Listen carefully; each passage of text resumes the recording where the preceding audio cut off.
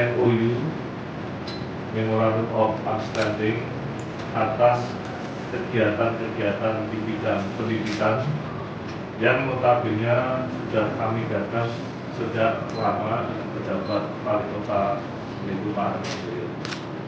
Tujuan daripada MOU ini adalah untuk memberikan semacam pembekalan kepada para masyarakat, terutama pelajar yang putus sekolah, yang notabene dampak daripada putus sekolah itu terlibat tawuran.